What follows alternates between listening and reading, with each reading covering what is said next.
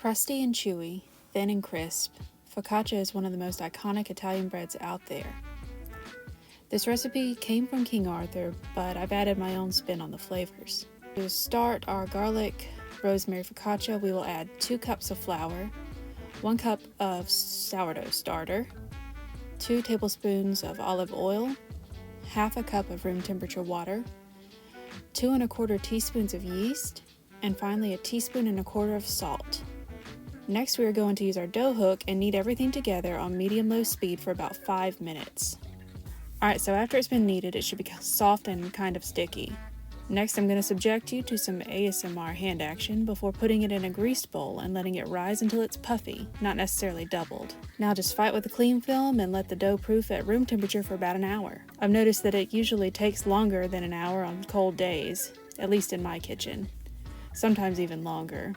If it helps, go ahead and put a hurtin' on that electric bill and raise the temp in the house to speed up the process. So what we're going to do next is we're going to take the sheet pan and spray it with some cooking spray and drizzle it with 2 tablespoons of extra virgin olive oil. Next, I'm going to very gently put it in the pan and kind of stretch it out based on whatever thickness you would like your focaccia to be. If you want a thinner bread, stretch it out more. If you want a thicker bread, don't stretch it out as much. It's pretty high level science, but I think you'll get the hang of it pretty quick. Anyway, the olive oil is going to seep into that dough and give us that really delicious olive oily flavor that you expect from focaccia. Alright, I'm going to battle with this plastic wrap again and let it rest for 30 minutes.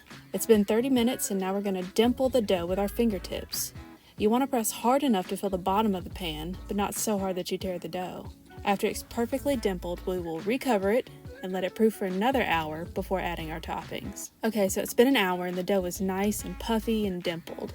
Now we're going to mist it with some water before giving the bread a generous drizzle of about 2 tablespoons of garlic infused olive oil from my favorite olive oil specialty shop. Next, we will top it with about a teaspoon of coarse or kosher salt and a teaspoon of freshly cracked black pepper. Finished with some crushed dried rosemary, and don't be afraid to experiment with whatever herbs you have on hand, fresh or dried. Now that that's done, we're going to put the bread in the oven for 20 to 25 minutes at 425 degrees Fahrenheit. It's been 20 minutes and we have a beautiful golden brown focaccia. I hope you enjoyed this recipe and are encouraged to take on this bread for yourself. I'm still working on my sign-off catchphrase, so until next time, keep on baking or something.